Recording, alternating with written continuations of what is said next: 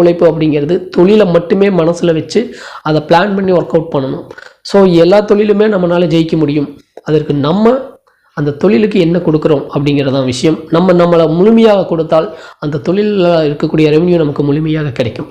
So எல்லா தொழிலுமே நமக்கு ஏற்ற தொழிலாக நமக்கு எது தேவை அப்படிங்கிறத தேட வேண்டியது உங்களுடைய பொறுப்பு. உங்களுக்கு இதுதான் வரும், இந்த தொழில் என்னால் ஜெயிக்கும்னு நீங்கள் முடிவு பண்ணிட்டீங்கன்னா ஒரு நிமிஷம் கூட யோசிக்காதீங்க, அதுக்குண்டான விஷயங்களை தேட ஆரம்பிங்க. ஸோ இங்கே தேடல் அப்படிங்கிறது கண்டிப்பாக நம்ம லைஃப் டைம் இருக்கணும். இந்த தேடல் இல்லைன்னா அடுத்த லெவல் நம்மளால் மூவ் ஆக முடியாது. ஸோ நிறைய பேர் சொல்லியிருப்பாங்க, இந்த தொழில் நான் செஞ்சேன் ஜெயிச்சிட்டேன், இந்த தொழில் நான் ஜெயிச்சிட்டேன், இந்த தொழில் நான் பெரிய லெவலில் வந்துட்டேன். நிறைய யூடியூப்பில் பார்த்துருப்பீங்க.